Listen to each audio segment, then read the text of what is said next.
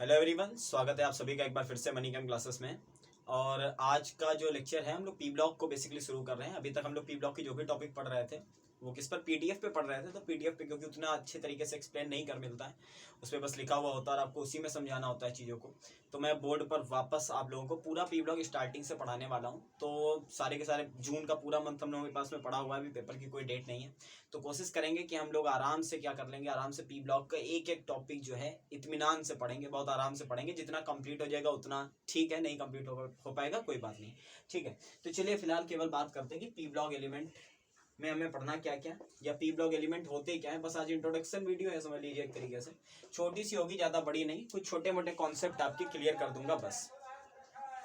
हाँ चलिए भाई, तो हम लोगों की जो पीरियोडिक टेबल है उस पीरियोडिक टेबल में ग्रुप नंबर 13 से पहली बात तो ये जानो कि जो ग्रुप नंबर कौन सा है आपका 13, यहाँ से लेके ग्रुप नंबर 18 तक आपके कौन से एलिमेंट पाए जाते हैं, यहाँ तक आपके पाए जाते हैं कौन से एलिमेंट, पी ब्लॉक के एलिमेंट, ठीक है। ग्रुप नंबर 13 से 18 तक आपके पी ब्लॉक के एलिमेंट पाए जाते हैं।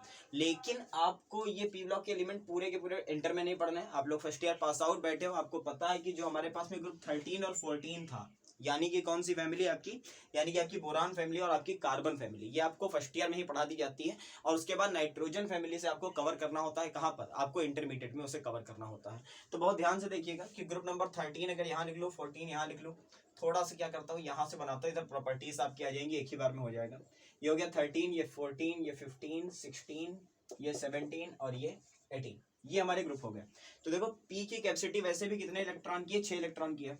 तो पी की कैपेसिटी 6 इलेक्ट्रॉन, यानी कि यहाँ पर P1 से इलेक्ट्रॉनिक कॉन्फ़िगरेशन शुरू होगी, इसमें P2 जाएगी, इसमें P3 जाएगी, यहाँ पर P4 जाएगी, यहाँ पर P5 जाएगी और यहाँ पर P6 जाएगी। ये तो आपकी इलेक्ट्रॉनिक कॉन्फ़िगरेशन जाएगी लास्ट की, ठीक है। तो ये जो ग्रुप्स हैं 13 से लेके 18 तक, यहाँ पर आपके बिलोंग करते हैं कौन से एलिमेंट, पी ब्लॉक के एलिमेंट। अब पी ब्लॉक एलिमेंट है कौन कौन से, ये सबसे पहले समझते हैं। तो सबसे पहले नंबर पे आपकी फैमिली समझ लो कौन सी, फिर याद हो जाएंगे आराम से। तो सबसे पहले है बोरान फैमिली, बोरान के बाद में कार्बन फैमिली, कार्बन के बाद में नाइट्रोजन फैमिली, नाइट्रोजन के बाद में ऑक्सीजन फैमिली, ऑक्सीजन के बाद में कौन सी, फ्लोरीन। और 18th ग्रुप में थोड़ा यहाँ पे बना रहा हूँ, यहाँ पे लिख रहा हूँ 18th, और यहाँ पे लिख लिया P6। चलिए दिख रहा है ना सभी को, हाँ ठीक है। तो 18th P6 यहाँ पे लिखा, क्योंकि ऊपर कौन सा लिखूंगा मैं, हीलियम लिखूंगा, ठीक है। तो ये हेलोजन कौन सी है, हेलोजन फैमिली के बाद में आपकी कौन सी गैसेस, नोबल गैसेस। तो नोबल गैसेस बिल्कुल लास्ट में आती। 18th ग्रुप का एक और नाम होता है, कौन बताएगा 18th ग्रुप का नाम, एक और होता है जीरोथ ग्रुप भी बोलते हैं इसे, ठीक है, जीरोथ ग्रुप भी बोला जाता है। तो उसमें सारी की सारी कौन सी गैसेस आपकी, नोबल गैसेस हैं। तो फैमिली के बिहाफ पे याद करो कि सबसे पहले बोरान फैमिली, फिर कार्बन, फिर नाइट्रोजन, फिर ऑक्सीजन, फिर फ्लोरीन, और लास्ट में आपकी कौन सी गैस आ गई, नोबल गैस आ गई, ठीक है। चलिए अब आगे की बात करते हैं। नोबल गैस तो सबसे पहले याद कर लो, नोबल गैस के बिना आपका काम नहीं चलना, हर जगह पर आपको जरूरत पड़ने वाली है। तो कौन सी होती है, हीलियम, हीलियम के बाद में आती है आपकी नियॉन, नियॉन के बाद में ऑर्गन, ऑर्गन के बाद में क्रिप्टॉन, क्रिप्टॉन के बाद जेनॉन, जेनॉन के बाद में रेडॉन, ठीक है। तो ये आपकी कौन सी है, नोबल गैसेस है। नोबल गैसेस को याद करने के साथ में इनके क्या याद रखो, इनके एटॉमिक नंबर भी याद रखो। तो हीलियम का एटॉमिक नंबर पता होगा सबको, 2 होता है। अब इसके बाद में एक पैटर्न याद करिए, फर्स्ट ईयर का था कि 2 के बाद में क्या करो, +8 +8, 2 बार 8 जोड़ो, उसके बाद में +18 +18, और उसके बाद में कितना, उसके बाद में +32। तो यहाँ से आपके नीचे के एटॉमिक नंबर सारे निकलते चले आएंगे। तो जरा 2 में 8 ऐड करो तो कितना आ जाएगा भाई, 10। आर्गन में कितना ऐड कर दो, वापस से 8 ऐड कर दो तो कितना हो गया आपका 18। अब 2 बार 18 18 ऐड करो, तो 18 में 18 ऐड करिए तो हो गया 36, 36 में 18 ऐड करोगे तो कितना आ जाएगा आपका, आपका आ जाएगा 54। ऐड करके देख लेना, ठीक है, 8 और 6 14, 54 ही आएगा। अब लास्ट वाले में आपको ऐड करना है कितना, लास्ट वाले में आपको ऐड करना है 32। तो जब 32 ऐड करोगे तो 4 और 2 6, यानी कि कितना हो गया आपका 86। ये तो हो गया एटॉमिक नंबर, किनके एटॉमिक नंबर हो गए हैं, ये हो गए आपके नोबल गैस के एटॉमिक नंबर, ठीक है। सबसे पहले नंबर पे तो ये याद करो कि helium, neon, argon, krypton, xenon, radon, helium, neon, argon, krypton, xenon और रेडॉन, ये आपकी कौन सी हैं, ये आपकी हैं नोबल गैसेस, जिनके एटॉमिक नंबर रिस्पेक्टिवली हैं 2 10 18 36 54 एंड 86, ठीक है। हाँ भाई अब आगे बढ़ते हैं। तो अब इसके बाद में बात करते हैं कि बोरान फैमिली में कौन कौन है, कार्बन में कौन कौन है, नाइट्रोजन में कौन है, ऑक्सीजन में कौन है और फ्लोरीन में कौन है, ठीक है। तो बोरान में कौन कौन आएगा, बोरान के बाद में एल्यूमिनियम और टीएल, यानी कि BALGAIN और टीएल, ये आपकी बोरान फैमिली है। इसका तो आपको याद होना चाहिए, पिछले साल का भी था, कसाई जी सुन लो से याद करते थे। तो कार्बन के बाद में सिलिकॉन, जर्मेनियम और SN और PB, टिन और लेड, ये होते हैं। अब बेसिकली हमें ध्यान केवल यहाँ से वहां तक देना है, तो ये तो याद होने चाहिए। नाइट्रोजन के नीचे फास्फोरस, फास्फोरस के नीचे आर्सेनिक, उसके बाद में Sb और उसके बाद में कौन सा, बिस्मथ, ठीक है। तो नाइट्रोजन, फास्फोरस, आर्सेनिक, एंटीमनी होता है एसबी, एसबी का नाम याद रखना, एंटीमनी है। और लास्ट में आ गया बिस्मथ। उसके बाद में ऑक्सीजन फैमिली में कौन कौन है, तो ऑक्सीजन, सल्फर, सेलेनियम, टेलोरियम और पोलोनियम, ठीक है। तो ये तो उससे टीपो याद कराया था मैंने, या क्या याद कराया था, उससे, TEPO, टीपो। तो यहीं से याद हो जाता था हमें कि कौन कौन से हमारे ऑक्सीजन फैमिली में बिलोंग करते हैं हमारे एलिमेंट। और उसके बाद में आ गया हेलोजन। तो हेलोजन तो ऑलरेडी याद होंगे, आधे से ज्यादा बच्चों को याद होंगे कि फ्लोरीन, क्लोरीन, ब्रोमीन, आयोडीन और एस्टेटिन। तो इसमें एस्टेटिन को मैं सर्कल कर रहा हूँ कि एस्टेटिन एक हेलोजन नहीं है, ठीक। Fluorine, chlorine, bromine, iodine halogen है, लेकिन एस्टेटिन एक हेलोजन नहीं है। इसका रीजन कमेंट बॉक्स में कमेंट करो भाई, देखिए कितने लोगों को पता है, ठीक। और यहाँ पर भी रेडॉन को क्या कर रहा हूँ, रेडॉन को सर्कल कर रहा हूँ कि रेडॉन नोबल गैस जरूर है, लेकिन फिर भी ये एटमॉस्फेयर में पाई नहीं जाती, ये एक आर्टिफिशियल गैस है, ठीक है, बनाई गई थी, आर्टिफिशियल एलिमेंट की कैटेगरी में है ये। और साथ में क्या है, साथ में क्या है, रेडियो एक्टिव है, ये भी याद रखना, क्या है भाई, रेडियो एक्टिव भी है, ये बात भी ध्यान रखेंगे, ठीक है। चलिए, तो इतने तो ग्रुप हो गए हम लोगों के। अब इनके एटॉमिक नंबर कैसे याद हो, देखो यहाँ पे आ गया कितना, नियॉन का 10 है, तो शुरुआत वाली के तो आपको याद होने चाहिए। कार्बन का एटॉमिक नंबर सबको पता है 6 होता है, नाइट्रोजन का कितना, 7, उसके बाद में ऑक्सीजन का 8, फ्लोरीन का 9। तो ऑब्वियस सी बात है कि बोरॉन को कितना रहा होगा, 5 रहा होगा। अब या तो आप ये वाला कॉन्सेप्ट लगा लो, कौन सा कॉन्सेप्ट, ये वाला कॉन्सेप्ट लगा लो कि भाई हम यहाँ से जब नीचे जाएंगे तो हम 8 ऐड कर लेंगे, उसके बाद जब नीचे जाएंगे तो हम 18 ऐड कर लेंगे, फिर हम 18 ऐड कर लेंगे और लास्ट में हम 32 ऐड कर लेंगे। लेकिन एक आसान रास्ता है कि ये वाले अगर आपको याद है तो बस आप यहाँ से फिल करते चले जाओ, ये वाया 17, ये 16, ये 15, ये 14 और ये 13, ठीक है। एक तो ये कर सकते हो। ऊपर अगर आप वो वाला लगाओगे 2, 8, 18, 32 लगाओगे तब भी आपके बिल्कुल एग्जैक्ट ही आएंगे, कहीं पर कोई मिसमैच नहीं होना है, इस बात से बिल्कुल निश्चिंत रहो कि हमारा कहीं पे गलती हो जाएगी, ठीक है। तो अब यहाँ पर कितना हो गया, 36 है, तो 36 के बाद ब्रोमीन बचा 35, ये बचा आपका 34, ये बचा आपका 33, ये बचा आपका 32 और ये बचा आपका 31। अब जरा यहाँ से यहाँ पर देखो, यहाँ से यहाँ पर अगर एल्यूमिनियम से नीचे आते हैं तो जरा देख लो कितने का गैप पड़ रहा है आपका, कितने का गैप पड़ रहा है भाई, 31 में से माइनस कर लो, कितना, 31 में से 13 माइनस कर लो, आपका 18 का ही आएगा, ठीक है। तो इसके नीचे अगर बढ़ते हैं तो ये 54 है, तो आयोडीन बचा 53, टेलोनियम बचा 52, ये बचा आपका 51, ये बचा आपका 50 और ये बचा आपका 49। तो देखो फिर से कितना ऐड किया गया है, फिर से गैप कितने का चल रहा है आपका, 18 का ही चल रहा है, ठीक है। 8 ऐड करोगे 9 हो जाएगा और 1 ऐड करोगे तो 4 हो जाएगा, ठीक है। अब इसके नीचे आते हैं, कौन सा, रेडॉन है, तो रेडॉन के सामने एस्टेटिन बना लो, चलो ये हो गया एस्टेटिन। तो 86 के बाद कितना बचा, ये 85, 85 के बाद कितना आया आपका 84, उसके बाद आया आपका 83, उसके बाद आया आपका 82। ये मोस्ट इंपॉर्टेंट है, याद रखना, पीबी का एटॉमिक नंबर 82 होता है और यहाँ पर आ गए आपके 81, ठीक है। तो ये तो हो गया आपके एटॉमिक नंबर, इस तरीके से आप एटॉमिक नंबर याद कर सकते हो पूरी तरीके से। हालांकि ट्रिक्स है मेरे पास, ऐसा नहीं कि ट्रिक्स नहीं है कि ग्रुप वाइज में याद नहीं करा सकता आपको, वो सारे सबके पास है, यूट्यूब पे भरी पड़ी है। मैं अगर मेरे वीडियो आप लोग देखते हो तो मैं 20 बार कह चुका हूँ कि ये वाली ट्रिक्स तो यूट्यूब पे भरी पड़ी है, आप कहीं पर जाकर के याद कर लो आराम से, ठीक है। और उसके साथ में क्या कर सकते हो, अपनी ट्रिक बनाओगे जल्दी याद होगी, मैं बताऊंगा आज याद करोगे कल भूल जाओगे, 3 बार ग्रुप लिखो आराम से याद हो जाएंगे, ठीक है। चलिए अब कहानी शुरू करते हैं कि ये तो ग्रुप हो गए हमारे, इसमें से हमें कितने पढ़ने हैं, तो इसमें से हमें केवल नाइट्रोजन फैमिली पढ़नी है, ऑक्सीजन फैमिली पढ़नी है, हेलोजन पढ़ने हैं और नोबल पढ़नी है। इन दोनों से हमें इंटरमीडिएट के कोर्स में कोई मतलब नहीं होने वाला है, लेकिन फिर भी कुछ प्रॉपर्टी ऐसी है जो सारे ग्रुप की सेम है, वो कभी क्या नहीं होती, वो कभी डिफरेंट नहीं होती, ठीक है। वो सब जगह सेम क्या दिखा देती है, पीरियोडिक ट्रेड कह सकते हो कि पीरियोडिक ट्रेड सेम शो कर देती है। तो ये पीरियोडिक ट्रेड सेम शो करती है तो चाहे 13 हो, 14 हो या 18 हो, वो सबके लिए सेम रहेंगी। तो जब आता है क्वेश्चन किस तरीके से आ जाता है, क्वेश्चन आता है कि बताओ 4 एलिमेंट दे देगा और पूछेगा कौन सा सबसे ज्यादा इलेक्ट्रोनेगेटिव है, या 3 एलिमेंट दे दिए और उसमें से कहेगा 5 एलिमेंट दे दिए और कहा भाई आयनाइजेशन एनर्जी का इनका असेंडिंग ऑर्डर लगा दो, तो इस तरीके से क्वेश्चन पूछता है, ठीक है। तो ये जो कॉमन प्रॉपर्टी है सबसे पहले आज की वीडियो में कवर करेंगे, उसके बाद में हम लोग अगले वीडियो में नाइट्रोजन फैमिली को स्टार्ट करेंगे और नाइट्रोजन फैमिली से आगे कंटिन्यू करेंगे चीजों को, ठीक है। तो बहुत ज्यादा परेशान नहीं होना है, बस 5-7 मिनट और आपको मुझे झेलना है और आप क्या समझ जाओगे, जो कॉमन प्रॉपर्टी है वो समझ जाओगे। तो पहली जो कॉमन प्रॉपर्टी आती है वो कौन सी हो गई आपकी, वो हो गई आपकी एटॉमिक रेडियस। कौन सी प्रॉपर्टी हो गई, एटॉमिक रेडियस। देखिए जब भी हम लोग क्या करेंगे, जब भी हम लोग ग्रुप वाइज स्टडी कर रहे हैं, हम लोग क्या कर रहे हैं, पी ब्लॉक के एलिमेंट, तो पी ब्लॉक के एलिमेंट में हम लोग लेफ्ट टू राइट नहीं स्टडी करने वाले, ठीक है। हम लोग अलोंग द ग्रुप स्टडी करेंगे। तो अलोंग द ग्रुप का मतलब क्या है कि स्टडी जो होगी, ये भी बात दिमाग में बना लो, स्टडी जो होगी वो कैसी होगी, अप टू डाउन। अब ये बात किताबों में लिखी नहीं मिलेगी, ठीक है, कुछ बातें ऐसे बताता हूं जो किताबों में लिखी नहीं मिलती हैं। कि अगर आपको एस ब्लॉक और पी ब्लॉक को पढ़ना है तो आप अप टू डाउन पढ़ोगे, यानी कि डाउन द ग्रुप पढ़ोगे, और अगर आपको किसको किसको पढ़ना है, डी और एफ को पढ़ना, तो आप लेफ्ट टू राइट यानी कि अलोंग द पीरियड पढ़ोगे। ठीक है, लेंथेनाइट एक्टिनाइट ऊपर नीचे दो दो एलिमेंट नहीं पढ़ेंगे जाएंगे। लेंथेनाइट पढ़ा जाएगा तो पूरे 14 एलिमेंट लेंथेनाइट के और एक्टिनाइट के पूरे 14 एलिमेंट। सिमिलरली अगर डी ब्लॉक एलिमेंट पढ़ोगे बैठ करके तो वो भी लेफ्ट टू राइट D1 से लेकर D10 कॉन्फ़िगरेशन तक पढ़ लिए जाएंगे। लेकिन अगर आप एस ब्लॉक या पी ब्लॉक पढ़ रहे हो तो उन्हें कैसे पढ़ेंगे हम लोग, अप टू डाउन, यानी कि डाउन द ग्रुप पढ़ेंगे, अलोंग द ग्रुप पढ़ेंगे, ये कह सकते हो।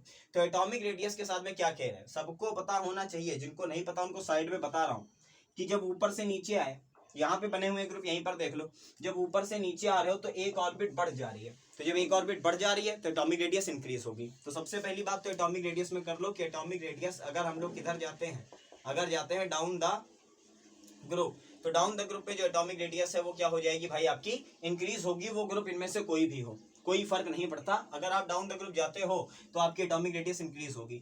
दूसरी बात आ जाती है किसकी, इलेक्ट्रोनेगेटिविटी की। किसकी बात आ जाती है भाई, इलेक्ट्रोनेगेटिविटी की। तो इलेक्ट्रोनेगेटिविटी इनवर्सली प्रोपोर्शनल चलती है किसके, एटॉमिक रेडियस के।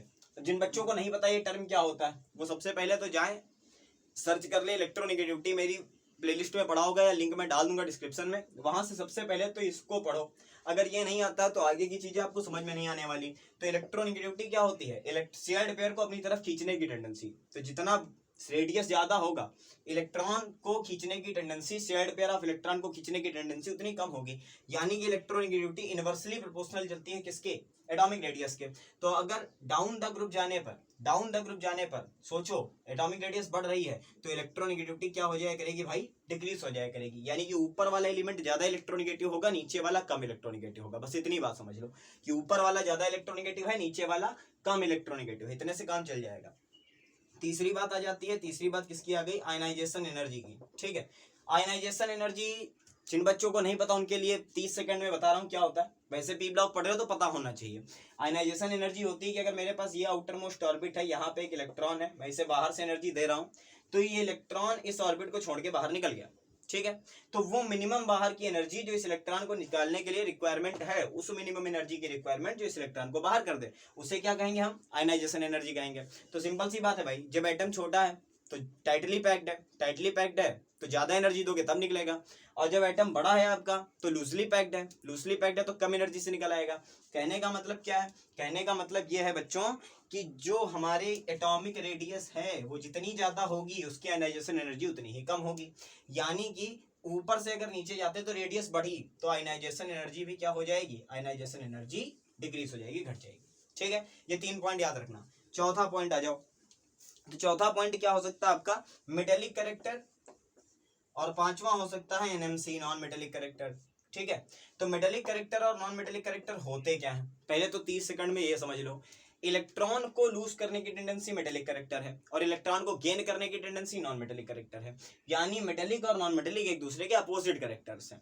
अब इलेक्ट्रॉन कब डोनेट आसानी से होगा, कब आसानी से डोनेट हो जाए, जब उसकी आई कम हो, यानी कि जब उसकी आयनाइजेशन एनर्जी कम है तब वो आसानी से अपने इलेक्ट्रॉन को छोड़ देगा। कहने का मतलब क्या है कि जितनी बड़ी रेडियस, समझना ध्यान से, जितनी बड़ी रेडियस इलेक्ट्रॉन उतना लूजली पैक्ड है, जितना लूज पैक है उतनी आसानी से निकल जाएगा, यानी कि उस एलिमेंट की टेंडेंसी उतनी ही ज्यादा होगी किस क्या करने की, इलेक्ट्रॉन को डोनेट करने की। तो बच्चों समझ में क्या आता है कि ऊपर से नीचे बढ़े तो रेडियस बढ़ी, और अगर रेडियस बढ़ी तो मेटेलिक कैरेक्टर क्या हो गया भाई, इंक्रीज हो गया, और अगर मेटेलिक कैरेक्टर इंक्रीज हो गया तो नॉन मेटेलिक कैरेक्टर क्या हो गया हमारा, नॉन मेटेलिक कैरेक्टर हमारा डिक्रीज हो गया। ठीक, मेटेलिक कैरेक्टर इंक्रीज हुआ और नॉन मेटेलिक कैरेक्टर हमारा क्या हो गया, डिक्रीज हो गया। इसका सबसे बढ़िया एग्जांपल अब यहाँ पर ले सकते हो। ठीक है, सबसे बढ़िया एग्जांपल यहाँ पर ले सकते हो, या यहाँ पर भी दिख रहा है हमें कि अगर सिलिकॉन जर्मेनियम की बात करें तो ये सेमी मेटल की कैटेगरी में जाने लगते हैं, जबकि कार्बन एक नॉन मेटल है और टीन एक मेटल है। तो ऊपर से नीचे आए तो देखो मेटेलिक कैरेक्टर बढ़ गया और नॉन मेटेलिक कैरेक्टर घट गया, सिंपल सी बात है ना। चलो भाई, एक और प्रॉपर्टी पढ़ लेते हैं और बस उसके बाद में हम लोग कर देंगे क्लोज। ठीक है, क्लोज क्या है, ये वाला छठी प्रॉपर्टी पढ़ना इसलिए जरूरी है, इसको आप कह लो वैलेंसी। क्या कह लो, वैलेंसी। तो वैलेंसी क्या होती है, combining capacity of any element, यही तो समझते हो। वैलेंसी क्या होती है भाई, combining capacity of any element. तो जो पहली वाली लाइन है, ये वाली लाइन, इतनी लाइन, ये वाली लाइन यानी कि बोरॉन, कार्बन, नाइट्रोजन, ऑक्सीजन और फ्लोरीन, ये सब सिंगल वैलेंसी शो करते हैं। सिंगल वैलेंसी शो करते हैं, यानी कि इनके पास में वेरिएबल वैलेंसी का कॉन्सेप्ट नहीं है। ठीक, अब वेरिएबल वैलेंसी आती है कहां से, जो नीचे वाले एलिमेंट है हमारे, यानी कि इनको छोड़ करके ऑल अदर एलिमेंट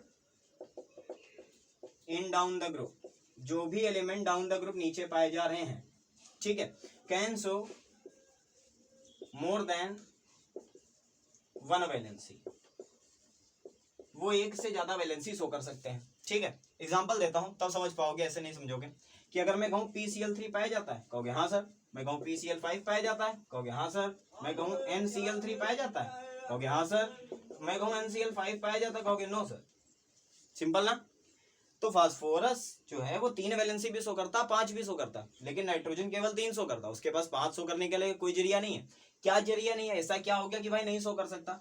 तो ये जो है अदर एलिमेंट जो है शो कर सकते हैं more than one valency due to vacant orbital. ठीक, अभी बताया ना एटॉमिक रेडियस में कि जब ऊपर से नीचे आओगे तो एक ऑर्बिट बढ़ जाएगी, एक ऑर्बिट बढ़ जाएगी तो कुछ वैकेंट ऑर्बिटल भी तो बढ़ेंगे। जो वैकेंट ऑर्बिटल होंगे उनमें एक्साइट करके इलेक्ट्रॉन जा सकता है। ठीक है, अगर एक्साइट करके इलेक्ट्रॉन चला गया तो वो एक से ज्यादा वैलेंसी शो कर देगा, उसके पास नंबर ऑफ अनपेयर्ड इलेक्ट्रॉन बढ़ जाएंगे।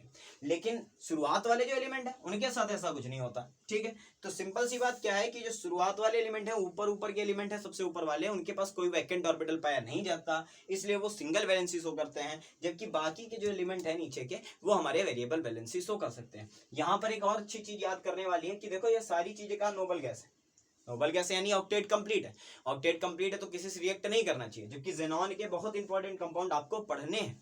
ठीक, तो ज़ेनॉन ने कंपाउंड कैसे बनाए होंगे भाई, जब ऑक्टेट फुलफिल है तो कैसे कंपाउंड बन गया। तो कंपाउंड कैसे बना होगा, वेरिएबल वैलेंसी के कॉन्सेप्ट से ही बना होगा। तो इस कॉन्सेप्ट को अगर यहाँ पे आप नहीं आज समझ पाए हो, मैं भी आप नहीं समझ पाए हो, तो आपको बिल्कुल घबराने की जरूरत नहीं है, क्योंकि अगला वाला जो वीडियो आएगा वो नाइट्रोजन फैमिली पे शुरू करूंगा। एक एक बार फिर से इनकी समझाऊंगा, डाउन द ग्रुप क्या होता है, कौन मेटल है, कौन नॉन मेटल है, सारी बातें करूंगा, किसकी वैलेंसी कितनी है, कौन कितनी शो कर सकता है, एक्सेट्रा एक्सेट्रा, मतलब A to Z सब कुछ होगा। ठीक है, तो परेशान नहीं होना, बस ये देखना कि जितनी बात आज मैंने बताई है क्या ये आपके दिमाग में गई है।